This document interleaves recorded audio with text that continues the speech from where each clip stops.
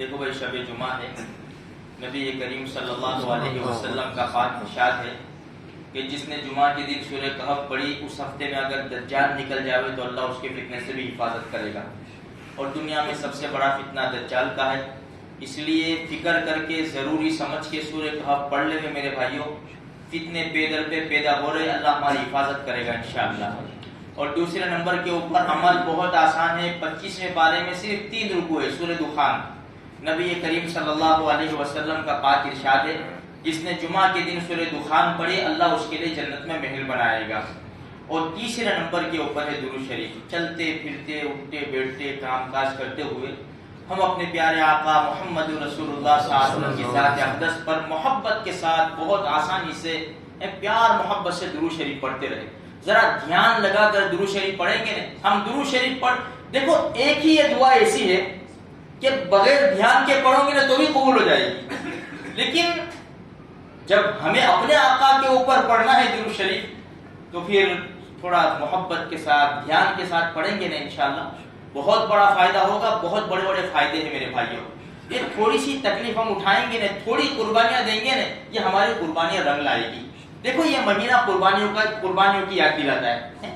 حضرت ابراہیم علیہ نبینا علیہ الصلوۃ والتسلیم جب قوم کی بات نہیں مانی، قوم نے ایک مرتبہ آ کر کہا کہ چلو ہم میلے میں جائیں گے. کہا کہ مجھے میلے میں نہیں آنا بھائی. ارے چلو تو کہا کہ میں بیمار ہوں. یعنی قوم ایسی شرک میں کفر میں مبتلا ہے جس کی وجہ سے میری روح بیمار ہو گئی ہے. ایسے حالات دیکھ کر خیر وہ سب چلے گئے. انہوں نے کلہاڑا اٹھایا اور جہاں سب بت رکھے ہوئے تھے، کسی کا ہاتھ کسی کا پیر کسی کی ناک کسی کا سر سب توڑ پھوڑ کر جو بڑا بت تھا نا وہ کلہاڑا اس کے کندھے کے اوپر ڈال دیا اور چلے آئے. اب سب لوگ آئے میلے میں سے، سب اپنی عبادت کے لیے گئے تو دیکھا کہ اوہو تو سب ہمارے معبودوں کا ستیہ ناش ہو گیا. دیکھو میرے بھائیوں، یہاں پہنچ کر ایک بات میں آپ کو بتاؤں. قرآن کریم کے 7ویں پارے میں ہماری شریعت کیا کہتی ہے؟ وَلَا تَسُبُّوا الَّذِينَ يَدْعُونَ مِن دُونِ اللَّهِ فَيَسُبُّوا اللَّهَ عَدْوًا بِغَيْرِ عِلْمٍ. ہمیں کسی کے معبود کو گالی نہیں دینی ہے. ہمارا قرآن کہہ رہا ہے ہمیں کسی فرمایا تم کسی کے معبود کو گالی مت دو. کیوں؟ اس لیے کہ وہ بھی اللہ کو گالی دیں گے ناسمجھ ہو کر. ان کو سمجھ میں نہیں آئے گا کہ اللہ کیا ہے، اس لیے کہ وہ اللہ کو مانتے نہیں. ہم جانتے ہیں کہ اللہ کیا ہے، ہمارے معبود ہے، خالق ہے، مالک ہے. اگر ہم کسی کے معبود کو گالی دیں گے، ان کو تو بیچاروں کو پتا نہیں ہے، تو وہ ہمارے معبود کو گالی دیں گے، ہمارے اللہ کو گالی دیں گے جو ہمیں برداشت نہیں ہے. تو ہم ایسے کام کیوں کریں کہ ہمارے اللہ کو کوئی برا بھلا کرے؟ یہ ہمارے قرآن کا حکم ہے. تو خیر ابراہیم علیہ السلام کی قوم آئی، دیکھا تو کس نے کیا؟ تو کسی نے کہا سمعنا فتى يذكرهم يقال له ابراہیم. 70ویں پارے میں سورہ انبیاء میں کہا کہ کسی نے کہا کہ نہیں، ایک نوجوان ہے جس کا نام ابراہیم ہے، وہ یہ تذکرہ کرتے رہتا تھا. تو کہا کہ پکڑ لاؤ اسے. ابراہیم علیہ السلام کو پکڑ لائے. کس نے کیا؟ انہوں کو پوچھو کس نے کیا. وہ بڑے کو پوچھو، دیکھو کلہاڑا اس کے پاس ہے، اس کو پوچھو، بالکل صحیح سالم ہے، اس کو پوچھو. سب ایک دوسرے کو منہ دیکھنے لگے. تجھے تو پتا ہے کہ یہ بولتے نہیں ہیں. اف لکم ولما تعبدون من دون اللہ. جب بولتے نہیں ہیں تو تمہاری اف ہے تمہارے اوپر کہ ایسی چیز کی کیوں عبادت کرتے ہو تم.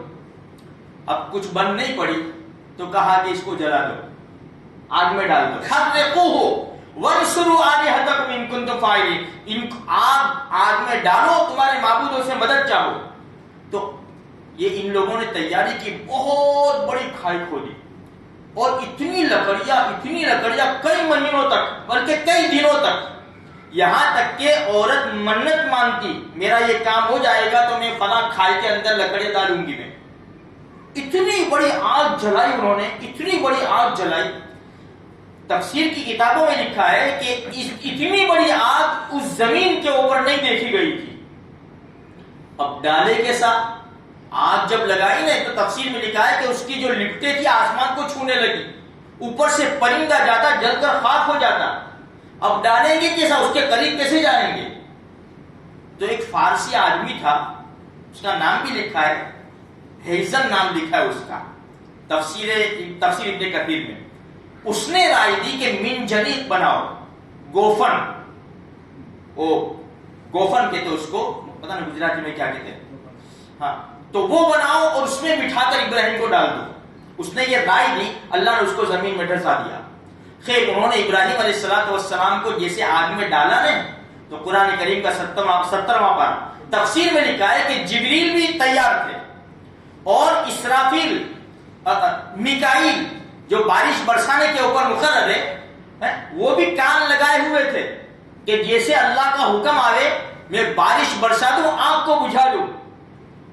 لیکن عجیب, فرشتے نے پوچھا کچھ کام ہے؟ فرمایا تم سے کچھ کام نہیں ہے, میرا کام تو اللہ سے, میرا کام اللہ سے ہے, مجھے تم سے کچھ کام نہیں ہے. اب کھلبلی مچ گئی کہ ہوگا کیا, لیکن اللہ پاک نے ڈائریکٹ آگ کو کہا, ڈائریکٹ آگ کو کہا اللہ پاک نے, یا نار.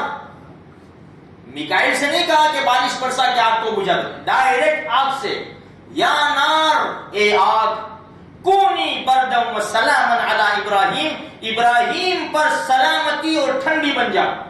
اتنی ٹھنڈی بھی نہیں کہ مر جائے آدمی, سلامن, کونی بردم و سلامن, ٹھنڈی اور سلامتی والی بن جا.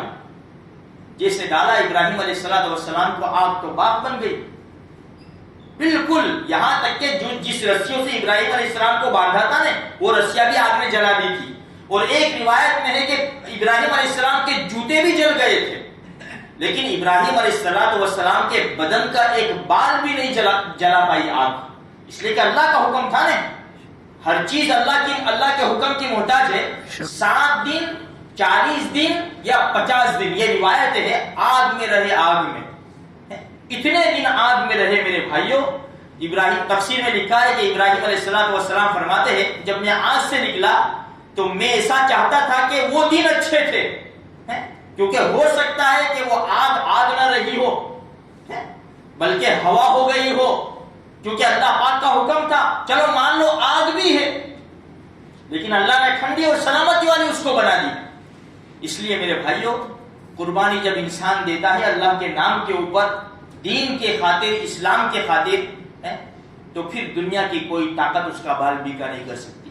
آج ہمیں قربانیاں دینی, ہم جو حالات میں ہیں نا, تفسیر میں یہاں تک لکھا ہے جو اللہ پاک نے کہا تھا نا آگ ٹھنڈی اور سلامتی والی ہو جا, اس دن پوری روئے زمین کے اوپر کسی نے آگ سے فائدہ نہیں اٹھایا, کوئی فائدہ نہیں اٹھا سکا آگ سے, ساری آگے ٹھنڈی ہو گئی.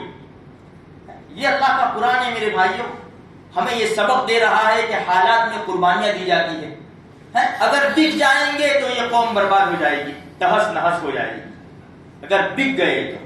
لیکن اگر نہیں بکے, محمد رسول اللہ صلی اللہ علیہ وسلم کے سچے غلام بن کر ڈٹ رہے, حالات کا مقابلہ کیا, تو پھر ولا تہنوا ولا تحزنوا وانتم الاعلون ان کنتم مؤمنین. غم نہ کرو, فکر نہ کرو, تم ہی سربلند رہو گے, تم ہی کامیاب رہو گے, بشرطے کہ تم ایمان والے ہو. اگر ایمان مضبوط رہا ہم کامیاب, اگر ایمان کو چند کھوٹے سکوں کی خاطر بیچ دیا تو پھر یہ قوم تہس نہس ہو جائے گی, اس کا کوئی پرسا نحال نہیں رہے گا. اس دھرتی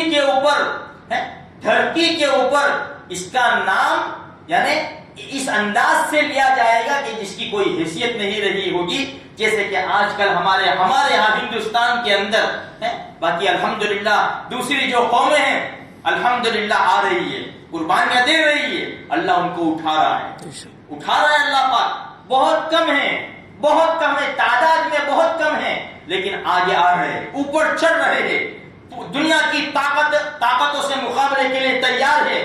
کیوں؟ یہ قربانیوں سے سب کچھ ہوتا ہے میرے بھائیوں. اس لیے ہمیں بھی چاہیے جان مال کی تھوڑی سی قربانی دیں گے, انشاءاللہ بہت بڑا فائدہ ہوگا. اللہ مجھے آپ کو اس کی توفیق نصیب فرمائے.